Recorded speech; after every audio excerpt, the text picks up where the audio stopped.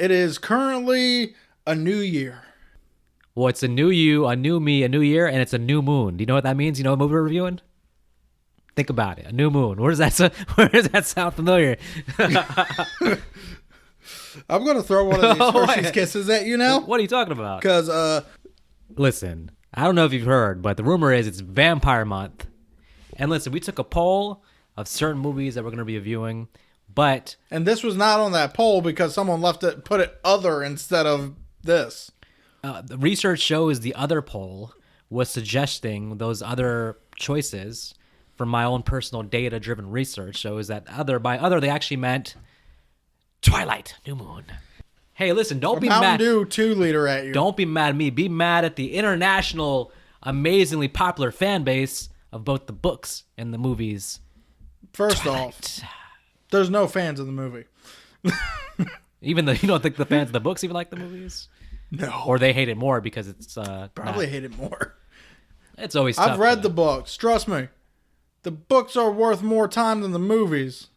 That's almost always the case, though. It's just very hard to take a book and really encompass it into a movie. And hope you are not one of those people like me who gets pissed off when the lore completely changes from vampires to fairies. But, to each his own. See, I read the first book, and I think I saw the first movie, and everything beyond that is just all you're speaking gibberish to me. So you actually read the book, the Twilight book?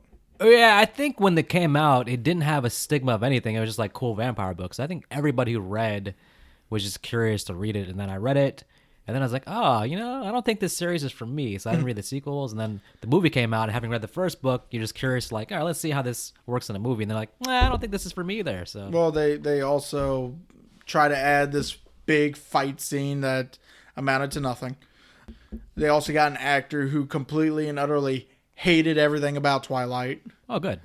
Because so Robert Pattinson, I don't know why you even auditioned for the fucking role. I like him more knowing that. He got paid and then said, the hell with this. I'm never talking about it again. Literally, he's gone on interviews saying he hates the character. And not just from the movie standpoint. He's apparently hated the character since the books. Well, from what I saw with the first movie, the first book, there really was no character there. So I can understand him being like, I'm supposed to just stand there and just like... Be ominous? Look like a piece of wood? Like, I get it. Speaking of wood... I'll be honest. Twilight's not on our... Unfortunately, it's not on our list. Fortunately, you mean. It's not on our list of movies to review this month. I'll give you a quick rundown what we're doing this month. We're doing The Lost Boys, which won our poll. That'll be more towards the end of the month. We're going to be doing Fright Night 2, because we've done Fright Night 1, and Fright Night 2 sometimes gets overlooked, but it's pretty good. It's out there. We're going to be doing From Dusk Till Dawn, and then also Near Dark. And then today, though, we're going to do a movie that... I kid you not, folks. Nick has been talking about this movie for a solid year now. In fact, I think the origin of this whole Vampire Month thing stemmed from him wanting to review this specific movie, John Carpenter's Vampires from 1998. Nick, you've been excited about this movie for a year. It's been building up now. Yeah. We're into the new year.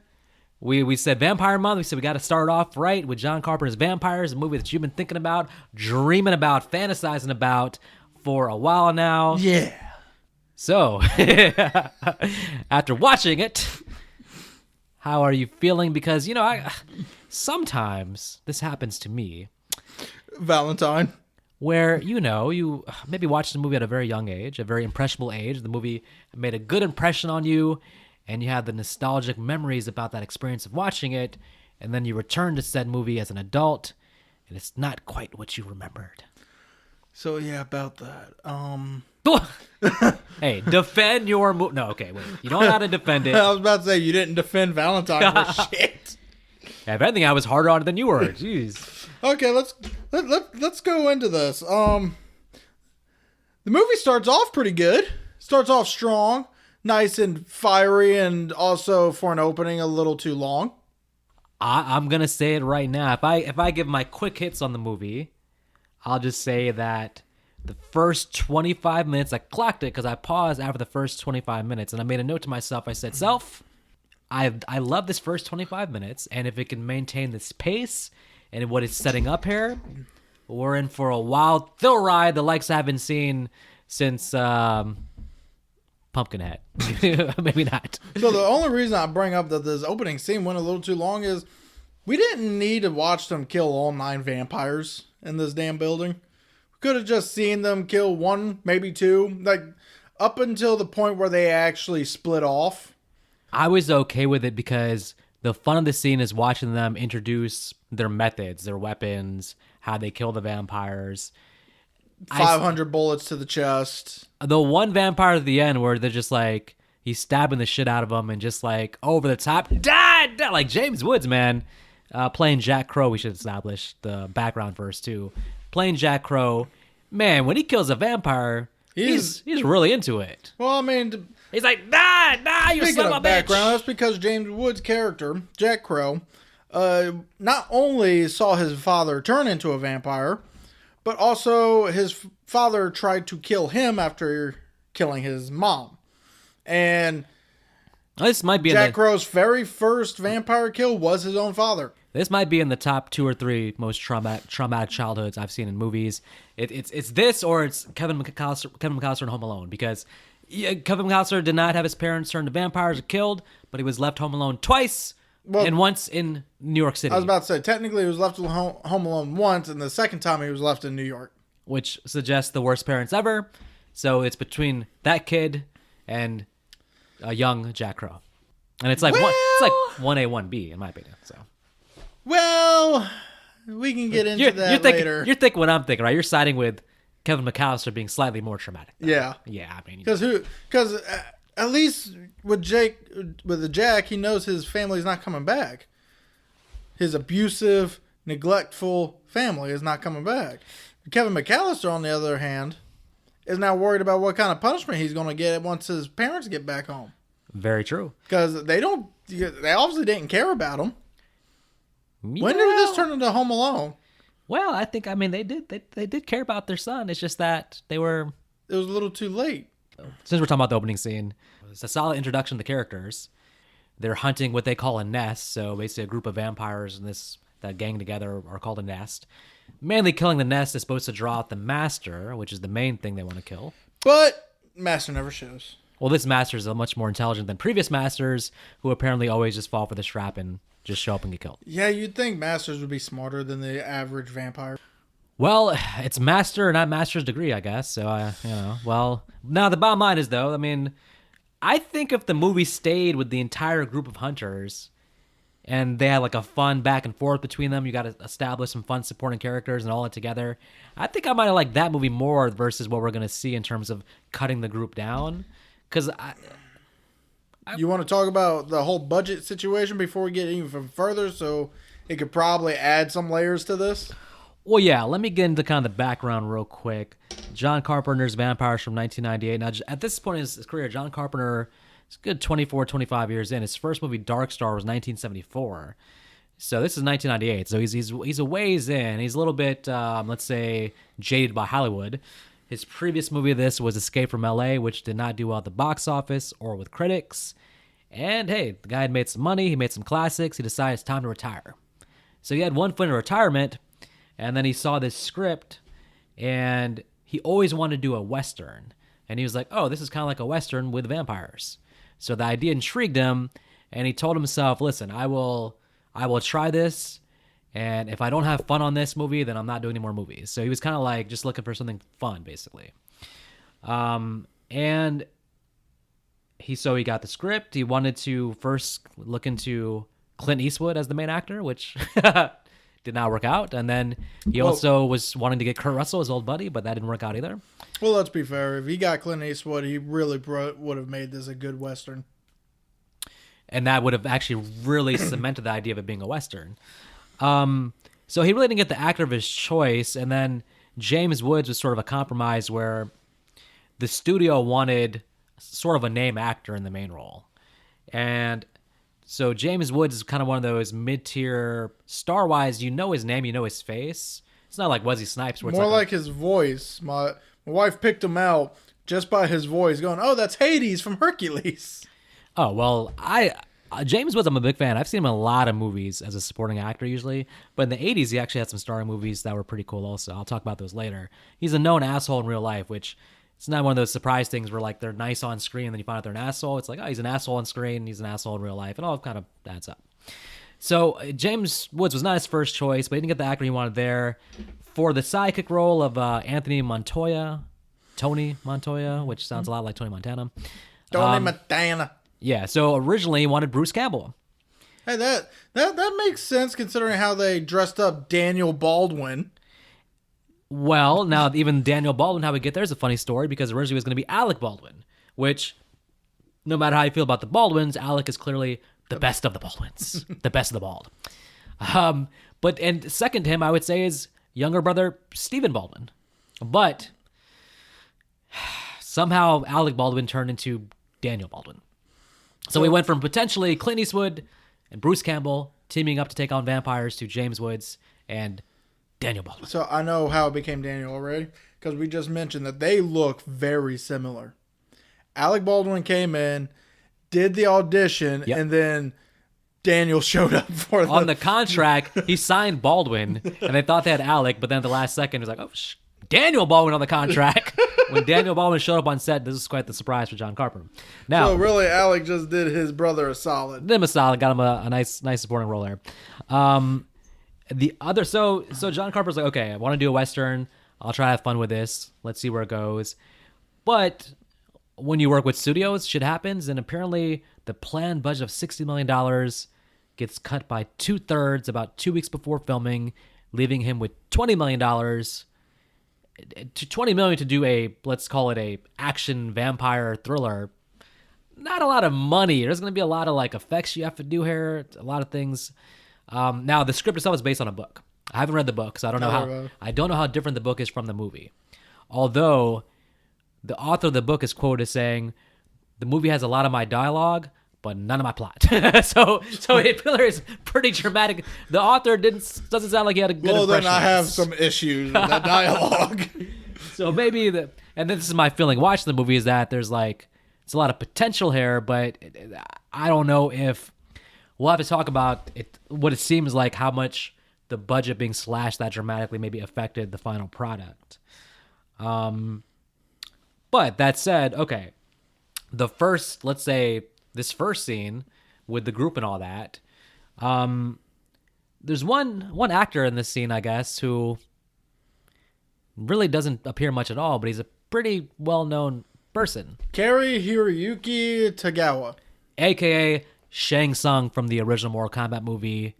Your soul is mine. Which, honestly, when I put the movie on today to watch it and saw that his name is on the cast list, I'm excited. I was thinking, wait a minute, I don't remember him being in this movie at all. I'm like, is he the sidekick villain? Is he the villain? Is he the sidekick good guy? I'm like, his involvement lifted my spirits because I'm like, whoa, I'm really digging this cast now with him involved. And maybe he'll get a really good action scene out of it too. Now, I don't know about you, but I didn't actually even. I think until I guess we looked it up, I couldn't find him in the movie. I couldn't find him in the movie. Looked him up, and he was the guy with goggles and a mustache and beard. This man was Shang Tsung 4 years earlier in Mortal Kombat. What is he doing in this thankless, non-speaking role with goggles on?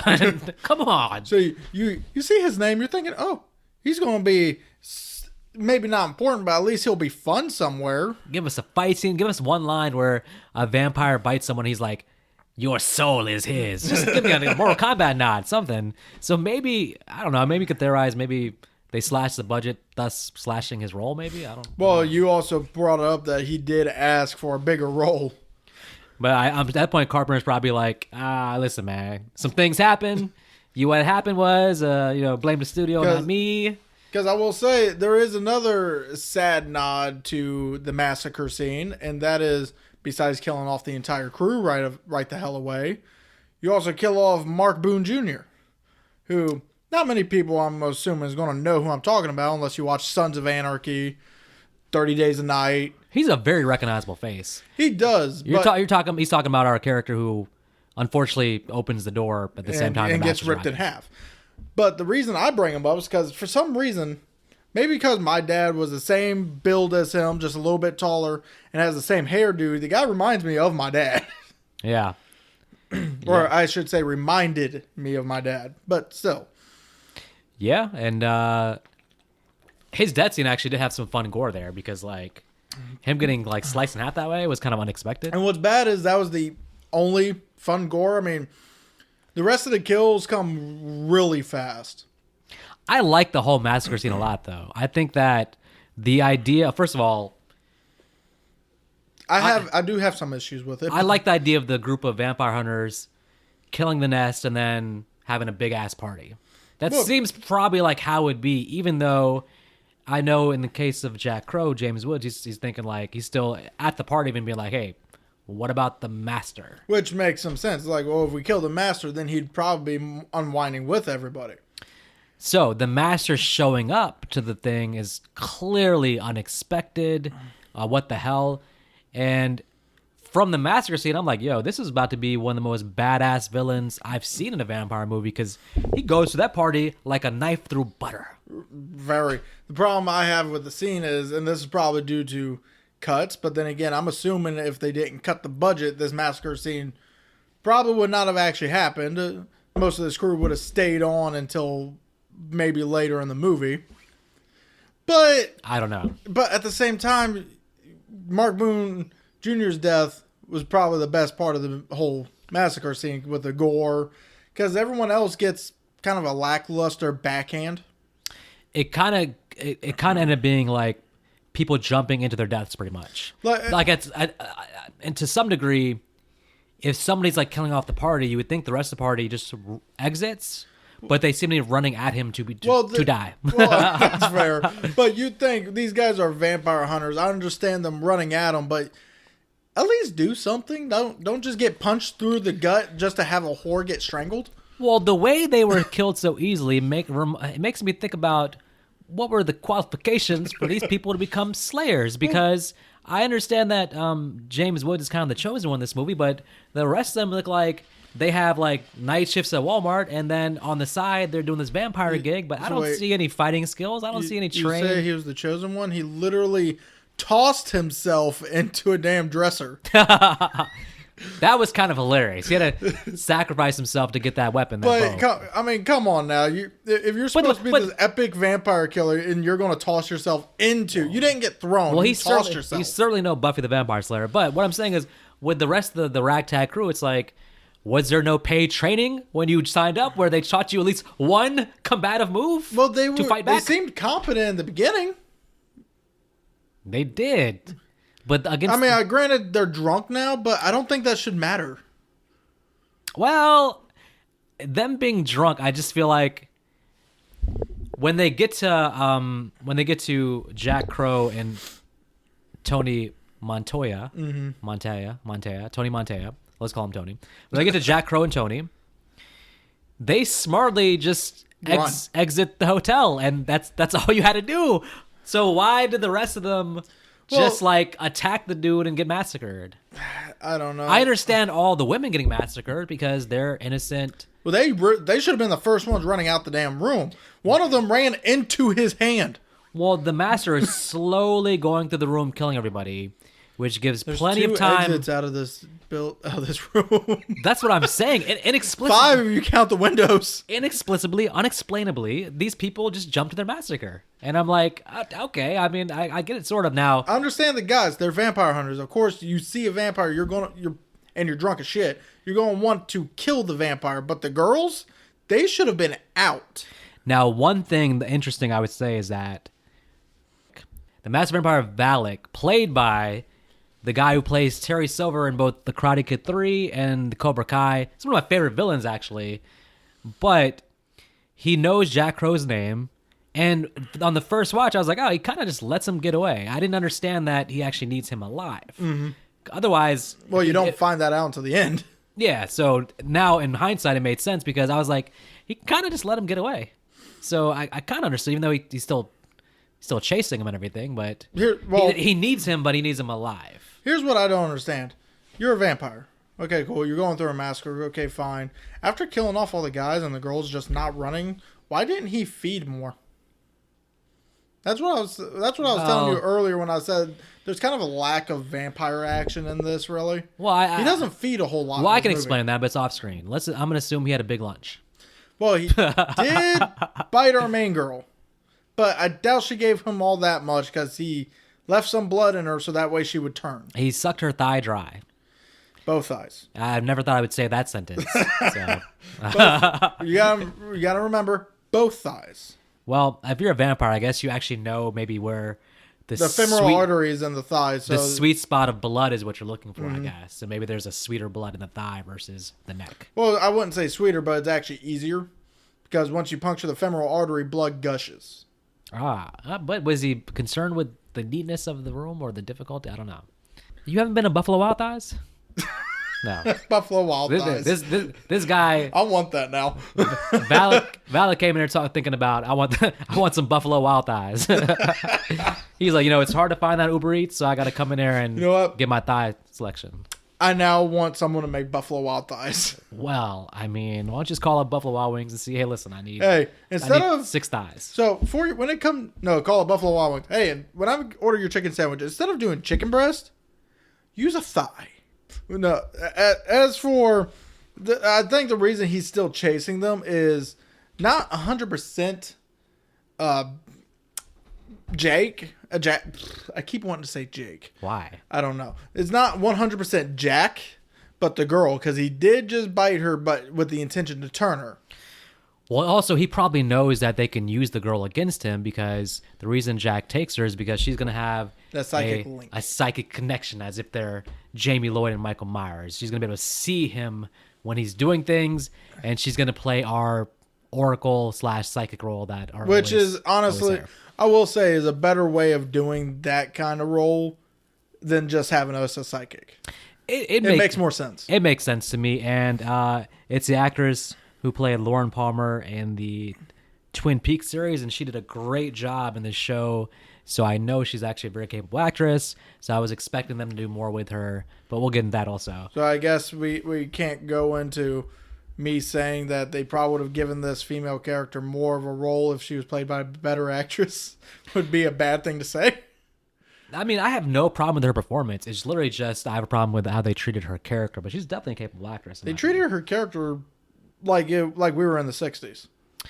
Well, the problem was so I clocked as they get away, and then the next morning for some reason they randomly crash the truck and flip over 4 times. Well, that's because for one, I don't know how I guess the girl would still arrive, but I don't know how the 2 guys survived when they flipped with no seatbelts on. Because it's movie magic. Oh, okay. But I clock at 25 minutes. I'm like, holy shit, this is a great first 25 minutes. They're on the run. They're on the chase. I'm very intrigued to see what happens there. So then from the point they start now walking in the desert, and he's for some reason pushing her to the ground. Yeah, I'm like, sorry. Like, what the heck? Like, why are they just like treating her like a piece of shit? I don't understand. I'm sorry. You want this girl to walk faster. She is still suffering from blood loss right now. You're lucky she's moving at all. And you as Jack Crow, like, the effects of like somebody being bitten by a vampire. You're an expert in this topic. Like, you should be at least a little sympathetic. Damn. Well, what's bad is he's the one he was the one she was originally going to sleep with, not even Tony. But you can see where it completely changes to him being the asshole and Tony being the more sympathetic one, even though Tony was the one who originally said just shoot her. Yeah, and so they walk to a gas station where they have to steal a car. And I'm kind of like, the thing about them stealing the car and like this whole situation is like, it made it seem like they're like just like their own ragtag independent group. But they're actually they're funded, they're financed funded by the church. By the church. So it's like, shouldn't they be calling the church and like, yo, come give us a ride, something? First they need to get to a phone. Yeah, but that gas station probably had a phone inside. It's probably the gas station from frickin' Urban Legends with damn Bradley Cooper running it. What? So Brad Dourif is running it with a stutter. That means when they stole the car, there would have been already a killer in the backseat with an axe waiting. So that makes no sense. But my point is like, one thing I look for in movies. So I don't know. We can talk about this for a second. I don't need my main characters to be overly likable. I don't need them to be like super kind-hearted, nice people. We also don't need them to be overly asshole-ish. But I want something to connect to in a way, basically. These two as our main dudes, Jack Crow and Tony, I mean, they're flat out basically like, in another movie, they're the villains. In this movie, because there's a bigger threat, there are heroes. I'm using that word very loosely. But them pushing the girl down, stealing the car, generally seeming like assholes. Knocking her the fuck out. It's making them unnecessarily unlikable, whereas if they're more likable, we at least connect them more. Now, do you like you said, how do you feel about that in terms of like, do you feel like you need likable characters or something to connect with, or is like flat out asshole-ish okay in terms of how you feel about it? Nah, I don't need them to be. If they were like funny assholes to the point where it's not meant to hurt you, it's meant for jokes, fine. But I'm sorry. Maybe I'm just not. I guess according to this movie, I'm just not man enough. But beating a woman for no damn reason sounds like dickish behavior, not really asshole behavior. Yeah, unnecessarily so. And I thought, speaking of dicks, well, there's a lot of dick jokes too. I mean, now we by James Woods. We differ on this because I was like, I was looking for any sort of comedic relief in this movie to kind of like change the tone a little bit. So for me, that stuff was at least kind of funny, even though they go to the well with it a lot, with him talking about, hey, did I give you some wood? What was the other words? Ebony? Ebony and mahogany. Mahogany? I'm just thinking, the first time he brought it up, I was like, isn't that a little awkward to be bringing it up now after you just beat this guy's ass? But then he just rolled with it as if the movie thought it was funny. I'm like, y'all are playing way too much. Is Jack. I want to say Jake for some reason. I don't understand where this Jake shit's I don't know either. So you could say Jack or James because the James is the actor's name. Oh, yeah. Of all things, Jake is the worst thing you could say. So. But still, Jack is. Well, I haven't either, but I've seen it in a lot of movies, especially like those are movies. sort of guy movie. Well, this is a fucking movie we're talking about. But yeah, I mean, yeah, it's a thing, but sometimes it's a cheap way to try to incorporate some kind of comedy into the movie. It's to make things a little bit lighter. I'll tell you the most egregious one. It's right at the end. Tell me, after like 10,000 years, does your dick still work? Like, I for one, this is the climax of the damn movie. Stop being stupid. No, but I get it. They're trying to end the movie on a light note. That's all. It's the climax where you're fighting a guy who's already proven he could kick his ass. That's after the climax, though. That's like he said that right before they started fighting again. Oh. Before the cross ended up in Valak. I thought you were talking about the very last thing before the credits. No. That I understood because that's... Well, that one's different. That's a good way. That's a good moment for it. Because that was kind of the end joke between those two characters. When you want to end on that light, fun note. That part I'm fine with. Like I said, they went to the well with it too many times. Yeah. So after the opening stuff, like I said, about 25 minutes in, it feels like the movie kind of just doesn't know where to go. Like we get this whole thing about him going back to the hotel to like decapitate everybody and kill everybody. Making sure no one turns into vampires, even though Valak never bit a single one of them. Yeah, and then I guess there's like a news report at some point. I read this on IMDb where it's like this news report. I don't remember this news report, but where they talk about 19 heads where they were all decapitated. Yeah. Like, so even like the girls there, he like actually cut their heads off. Even though when we see him pouring the gasoline, all the girls' heads were still attached. And when he buries them, there's no way he has that many like heads and stuff. No, because originally I think it was only supposed to be decapitation of just the crew members. Well, yeah, because that's a thing for them. Yeah, I don't think he decapitated all of them. So it's just no, he didn't decapitate the girls. Yeah, but the scene just felt unnecessary. Well, he could tell them I'm gonna go do that and then just cut to it like afterwards. But they're just like showing us to get in some extra gore. I guess I don't know. Why did we get such an egregious nude scene? I mean, it just felt awkward. I'm gonna say. Yeah. I mean, there was no reason for her to be naked. It felt awkward, and also, again, continues the movie kind of feeling like mean-spirited and like kind of cynical, mean-spirited, and then... Who's the writer? Because it would be really the writer's fault. The writer had to put it down on paper. Yeah, well, I think when I see that kind of thing in movies, it's one of those things where it's like, you expect the woman character, if she's treated like shit in the first half, you expect it to be some like redemptive arc for her in the second half where she's like gets her gets her pride back or something. But this movie just shits on her the entire time, and there's really never no redemptive arc. So I'm just like, in hindsight, you're like, oh, Well, and even worse, what happens with so when the movie starts to drag for me is that first scene with her in the hotel where Tony's explaining things to her and stuff like that. again, you can The next 45 minutes of the movie is going to be a complete drag, basically. really the whole middle, because we learned some things, but not enough to warrant a whole 45-minute intermission between the movie. Well, again, it's like the movie's struggling to know what to do with itself, either because the budget doesn't allow for some huge. What we need is like a big middle part action scene. Like he needs to like in the middle. They need to like be attacked at the hotel by the vampires or something. Some big action piece. Here. Or we could have actually seen the full massacre of that Spanish church. Yeah, but in a way where it's like a full thing, a little more gorier, maybe some people fighting back more. The problem is with all these dialogue scenes is like a middle ground where you have like a slow thing where you focus on the characters. It's okay if you like the characters and you're getting character development, but this is like just like all plot stuff. But again, you don't really like the characters, so you're kind of just like, oh, it's a slog. And not only that, at least with Jack Crow, like I find him to be charismatic and like entertaining. When it's just like Tony talking to the girl, or even like the preacher dude in the first half of the movie. I like him in the second half of the movie when he finally kind of joins the team. But in the first half of the movie, I don't understand the preacher in the first bit of the movie when he comes in. It's like he's hiding secrets. Why are you hiding secrets from someone who needs to know these secrets? Yeah, if you know that, hey, this guy is the Master Slayer, we're here to take out the Master. Why are you like not giving him all the information? Yeah, because later on we find out Valak was a priest.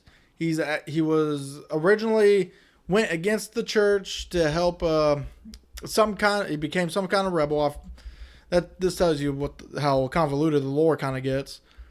And he gets captured and burned at the stake. Well, after that, then he was seen around at night drinking people's blood, and this is how the creation of the first vampire comes about.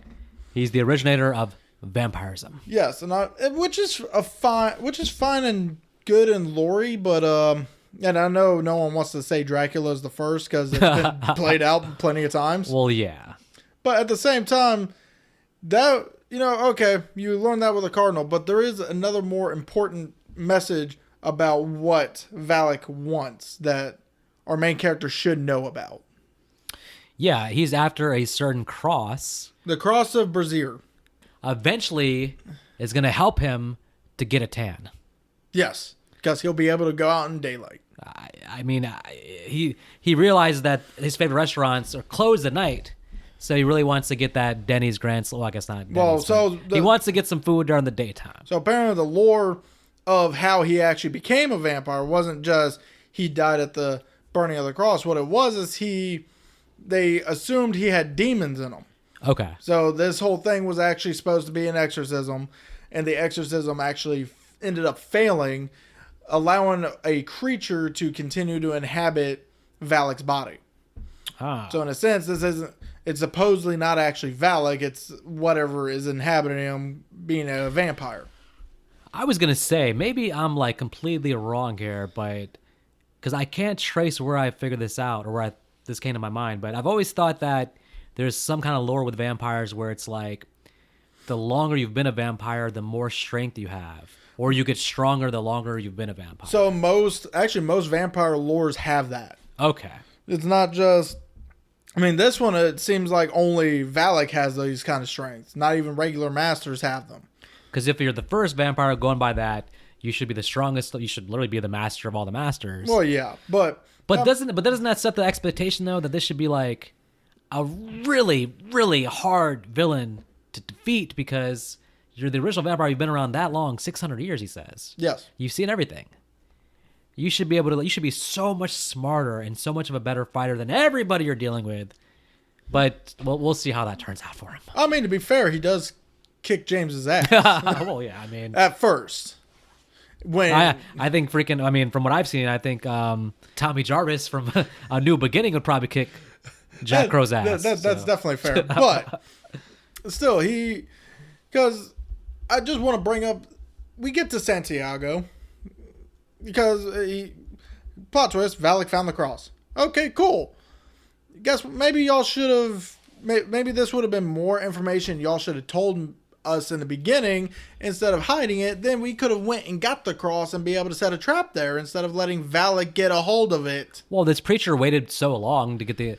He waited until Jack had to be like, listen, I'm going to cut you open and kill you unless you give me this information. What's even worse is Valak was already attacking the damn monastery when he finally got the answer. And I'm he finds information. He comes out the room. It's like, he's got the cross. And James was like, oh, shit. And I'm just thinking, hey, numbnuts.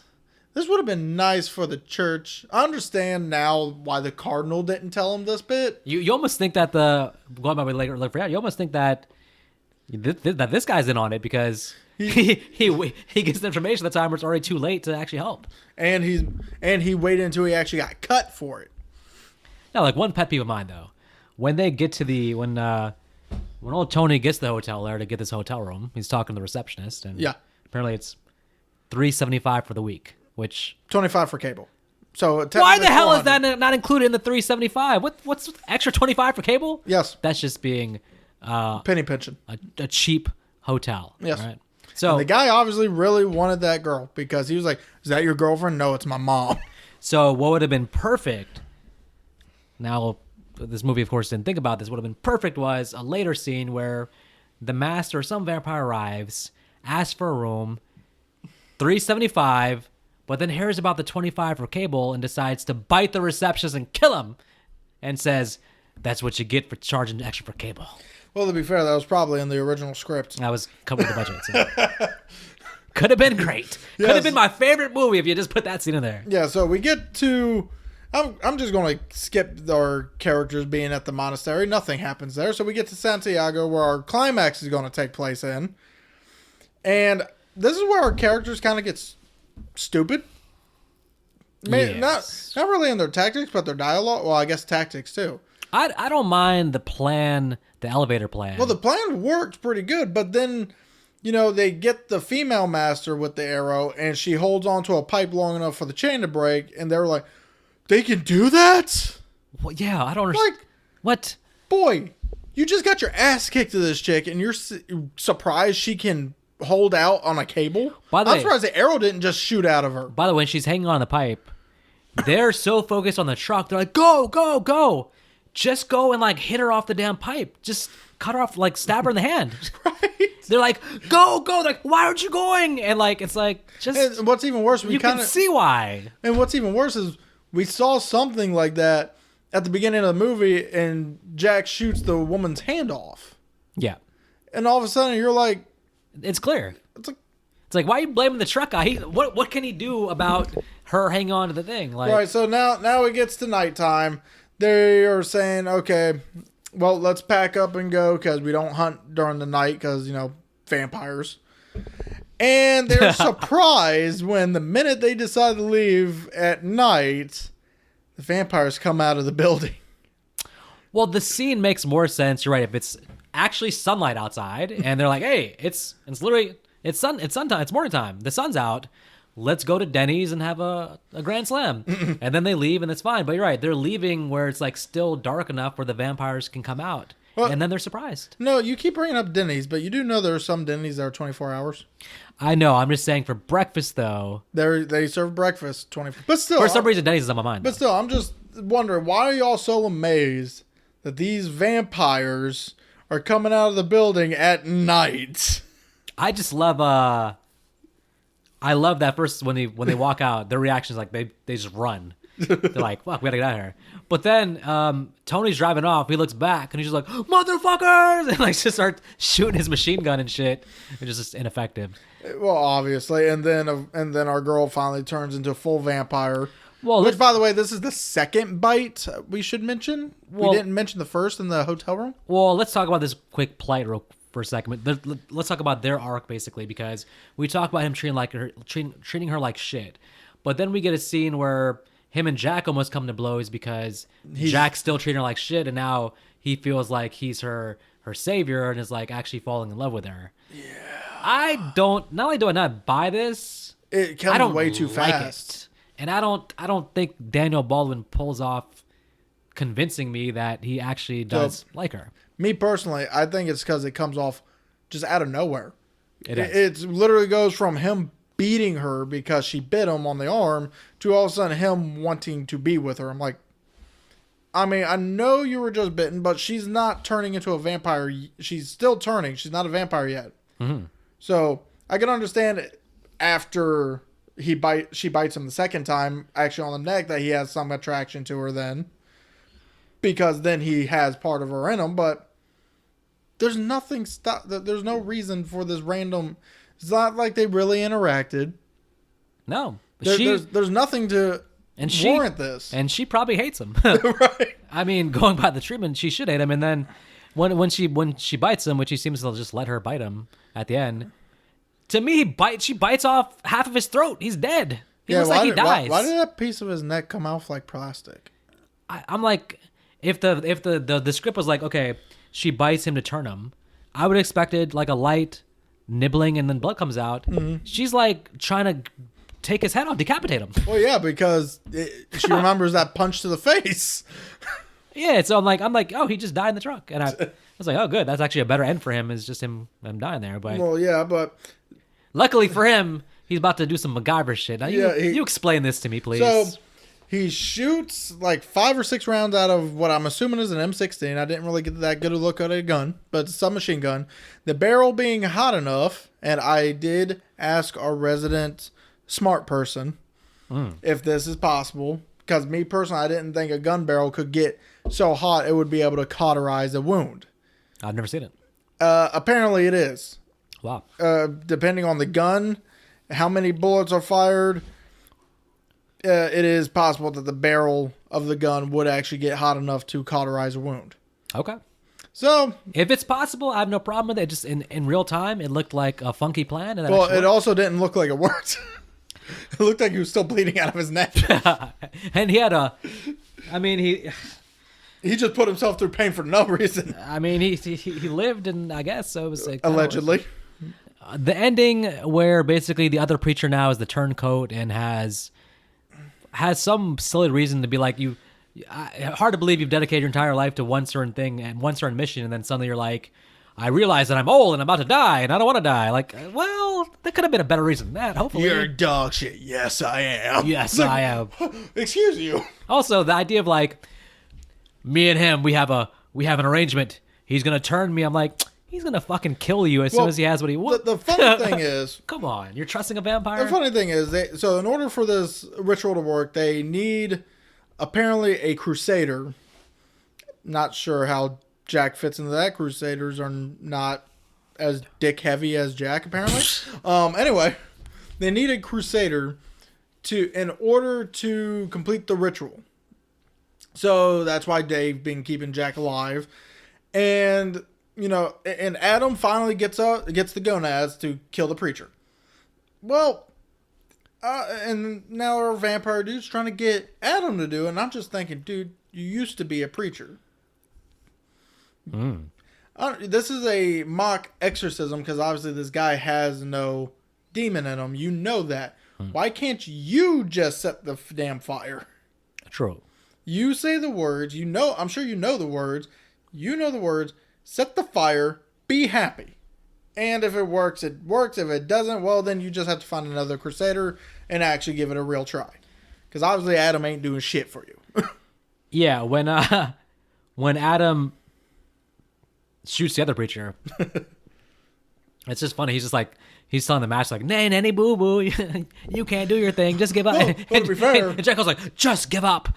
It's over." And like the master actually looks like, "Oh my god, I would have gotten away from them if it wasn't these stupid kids and this." Like, I'm still trying to figure out why he needed the guy, because it's like, if it's a mock exorcism, do you really need someone of faith to actually do this ritual? There's a point I want to bring up that you had brought up to me earlier, where if this preacher was in on the whole plan the entire time, why earlier did he basically command Jack to go away, build a new team, and then come back? Yeah, because how did that fit with what his plans were for Jack Rowe? I don't know. I wonder if it's... I know some people are going to say, oh, it's to get the suspicion off of him. It's like, Well, yeah, but at the same time, if Jack comes back with a new crew, a more competent crew, one that probably doesn't drink, there's a good chance that they could have killed this guy pretty damn easily knowing what they're up against. Yeah, even him sending his pro-teach preacher to go with Jack, knowing that probably the pro-teach is going to end up giving Jack the information, and also knowing that the pro-teach probably will join Jack, so now you have two people to come to fight with. And it's like kind of like, well, if I was like in on the plan, I would not have done any of that stuff. Right. I'd have tried to make things as difficult as possible for Jack Crow to make it easy for me to win, but exactly. I guess not. So it's like, oh, you didn't have to tell him, like him saying, Jack, once Jack says, I'm going alone, me and Tony, don't send the protege. Just be like, okay, cool. Yeah. We will send you whatever funding you need. Are you now, to keep suspicion off of him, he should have just been like, knowing how Jack is, go, well, do you want a new team? We will send you a new team. Jack would have, in his pride, would have said, fuck you, no. So Tony comes to rescue, saving Jack off the cross, leading to the sun coming up. All the vampires scatter away, and now we get a final one-on-one battle between Jack Crow and Valak, the very first vampire, and I'm expecting an ass whooping coming from Valak too. So Valak does give him an ass whooping, just not in this fight. What?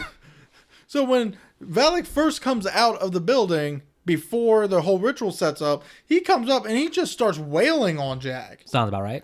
And again, before you realize they needed him, I'm thinking, you just ripped people apart. How are you not able to kill this dude? Yes. And then we get to this climax and Valak jumps on the cross, impales himself on the damn cross. Give me back the cross. No. I'll take it from you. Slow motion jump right into the cross, stabbing you. Why did he do that, Nick? So why, Nick? Why would a man with 600 years of experience and knowledge do such a dumb thing here in the climax? Because if he didn't, James would die. And then, why would he stand under a ceiling that is very easily collapsible? Like, he just shoulder blocks one of the pillars and the whole damn ceiling comes apart. Which I would have been fine with if, say, they did get into a full-blown fight and maybe Valak, not paying attention, throws James Woods into that pillar. Yeah. And it comes crashing down. I would have been fine with that. But the fact that Valak's just standing there screaming because he was impaled with the cross that he should have never jumped after. It just seemed like a lazy way to kill a master vampire. Especially and also it seemed to rip off the ending of Fright Night very well, because Fright Night, I remember, actually was like in a basement, and the way they killed him was they started shooting holes into the building. Yeah, we've seen that so many times. But that was still played correctly because these two knew that they wouldn't stand a chance with any kind of physical fight with that guy. Yeah. This one guy, granted, he knows he couldn't. Doesn't mean he's not going to try. Yep. And now, in terms of the ending with Tony and the girl. Here's the thing here. I understand that this is what he wants to do at this point. And then Jack gives a speech about, I'm supposed to kill you. But I think we owe you 2 days. Because technically he was bitten 2 days ago, even though... Now, I will say this again. I don't think that bite should have counted. Probably not. Now, Jack doing this, I think, actually does add at least a little bit of likability to him. But one little pet peeve: leave it right there, let him drive away. Jack has to walk up to him, and he has to add in the part about, I will find you and I will kill you. Why, you asshole? Why do you have to add that part in? That's already understood. Why do you got to walk up to his face and say it and send him off with that? Just let him go. So I know why. Stupid. Because John Carpenter, or the writer, knew that was going to be an amazing line in 2016 or 2010, whenever Taken came out. Oh my God. I will find you and I will kill you. I was like, that was such an unnecessary asshole way to end it. Unless they were thinking hey, maybe this will be the sequel, him hunting his friend, I guess maybe. Well, to be fair, that does kind of make sense for one reason. The sequel takes place in Mexico, where Tony and Katrina decide to go. Or I guess not Katrina, but Tony.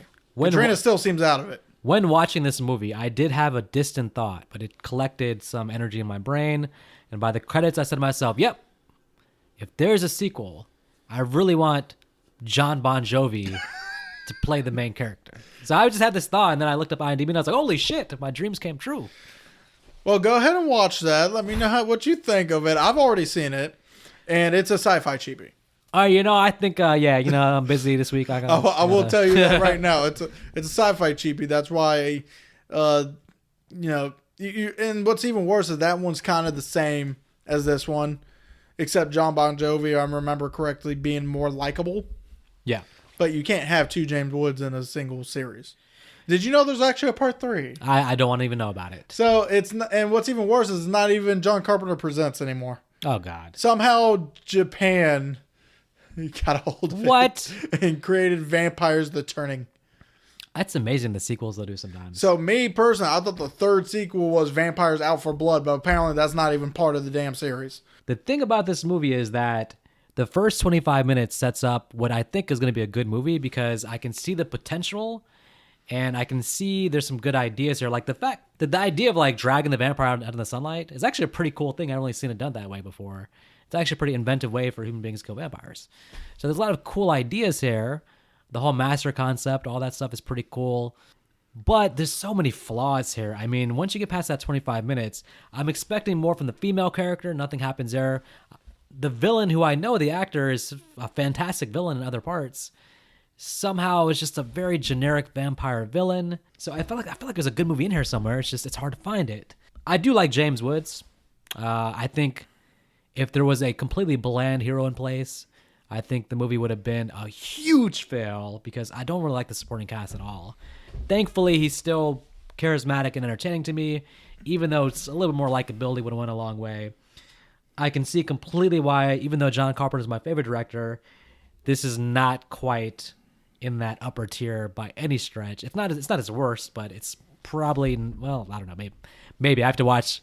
I haven't actually seen Ghost of Mars, so I have to compare this to that, which is considered somewhat his worst, but we'll see. Oh, one thing also about this movie I want to mention too is that hurts a lot.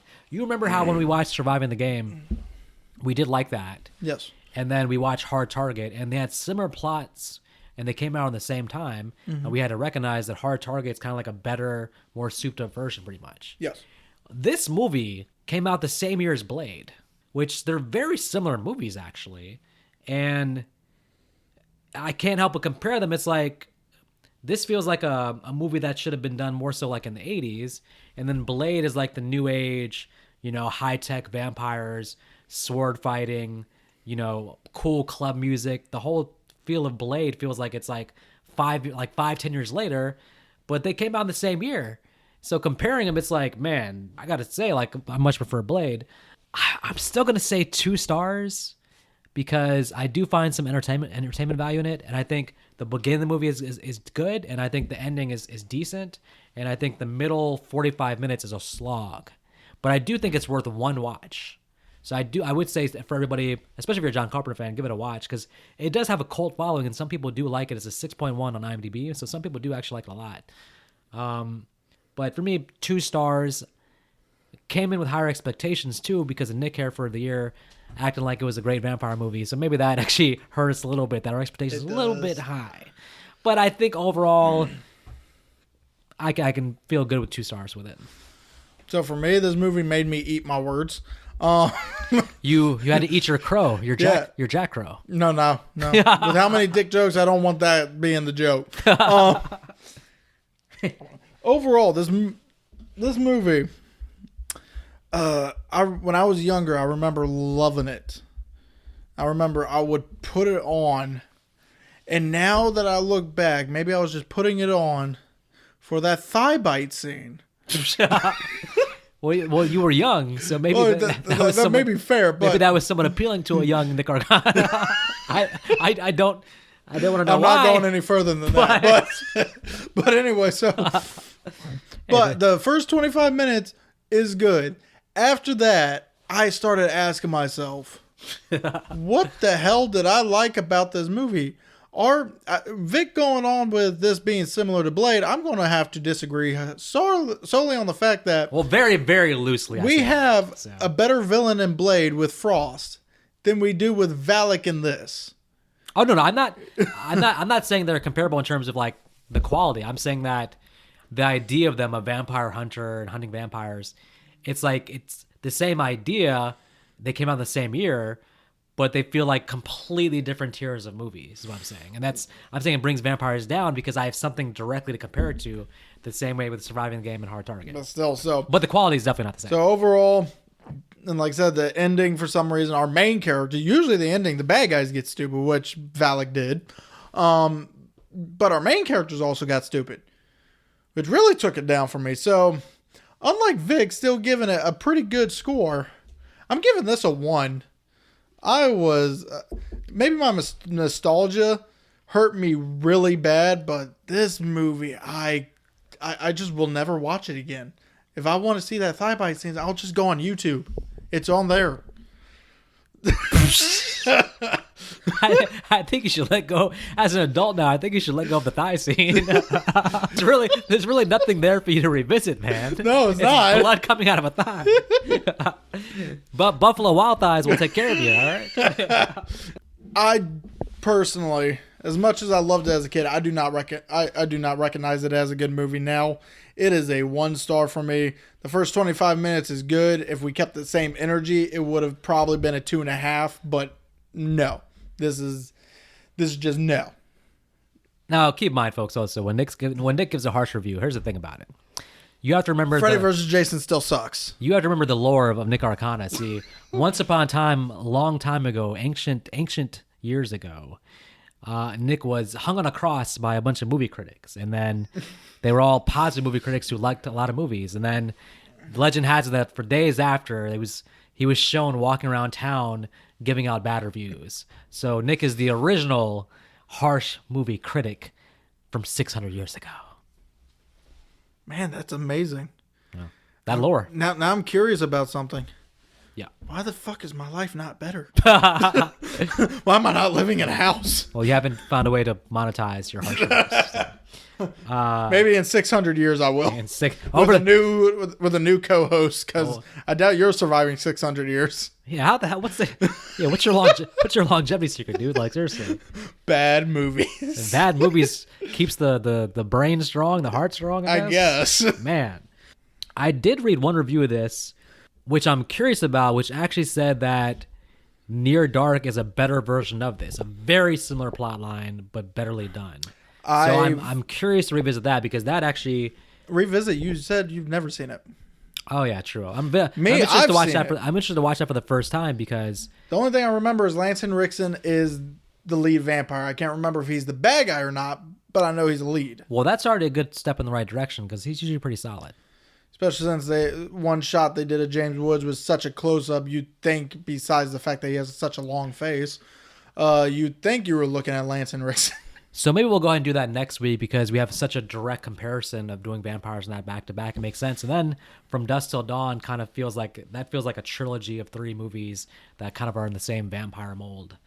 Well, we're doing Vampire Month, so all 5 movies are going to be in the vampire mold. Yeah, but then Friday Night 2 is still kind of a departure from these 3 things, which are like kind of criminal vampire hunter in the Western feel-ish. So, oh, come on. Let's face it. From Dusk Till Dawn still has one of the best monologues ever said by Cheech. Well, let's not get into it yet, because we're actually going to be podcasting that. I'll save it for that. And this movie had one of the best monologues by James Woods in the truck. We forgot to mention that. That at least is a funny monologue, which I will take away that as memory for that. And but folks, everybody here, if you're listening, I don't know why, but I'm craving Denny's. I'm about to go get me a grand slam, triple slam. I wonder why you're craving Denny's, Mr.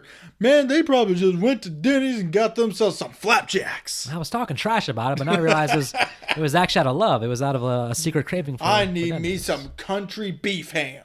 Country beef ham? Well, you can't have pork. What in the blue hell? Yeah, but what is beef ham? Ham from beef. What? Okay, I don't even know what's going on right now. They make all types of cuts from all types of animals. there is beef bacon, there is turkey bacon. So I'm assuming there is also beef ham. Well, I've never seen it before, and I'm I'm sure I'm a big proponent, folks, of beef bacon is actually pretty solid.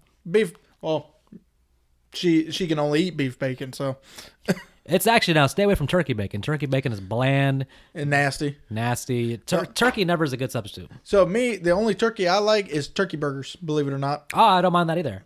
I don't know why. I think it's because it's easier to get juicier than like chicken burgers. Yeah, turkey bacon doesn't work, and turkey sausages also is kind of iffy. For good substitutes, chicken sausages is probably the best. Beef bacon. For burgers though, turkey does work. I don't know why, but you're right, and I think it's because in a burger, you like the burger, but you also you got the bun, the cheese, all the other ingredients. That's probably it. kind But of make it better. overall, also there is such thing as duck bacon, Duck bacon. which What backwoods recipe? talk to her about it. She's eaten it. I haven't. I don't. If I have, I don't remember it, so it may not be all that good. But it is more expensive than beef bacon, so we get her beef bacon. I'm gonna go to Denny's right now and ask for some duck bacon and see what they say. They ain't giving it to What me. if the waitress is like, "Yep, coming up"? Wait, does Denny's actually have beef bacon too? Hell no. I was about to say. Not serving my I population. didn't know they had I beef doubt- bacon for They you. may not even have turkey bacon, honestly. And turkey bacon is pretty mainstream. Yeah, Like but IHOP has turkey bacon. that's because turkey bacon is also cheaper than beef bacon. Yeah, of course, yeah. Turkey and chicken are always cheaper than beef and steak because they're not as much of a delicacy. Bison tacos. Bison taco. Bison taco. Man, we got to get you a cooking channel. This man's breaking out all the recipes. Well, it's not much of a cooking channel. I'll just put taco seasoning on it. And very soon you're going to have some sourdough brownies, although you're not the one making No, them. I'm not the one eating the sourdough brownies. I'm making fudgy wudgy brownies. And a competition versus sourdough brownies. Yes. And I'm only betting on your brownies because sourdough brownies sounds a little bit off. And you know what? Offbeat. My wife is the one doing the sourdough brownies, and I'm going to beat her ass. Folks, let us know in the comments who's gonna win the brownie competition. I'm siding with Nick because sourdough brownies is just nothing I've ever had, but I don't know. I think she's maybe a better cook though. I don't know. Well, I hope she's a better baker. She went to school for it. Oh, well, yeah. I'm changing my bet, folks. I'm betting on Nick's wife. Anyway, y'all don't have to go home. Y'all do have to get out of here. Enjoy your now New Year's. I was about to say Christmas. Nah, I'll do it. Enjoy your now New Year's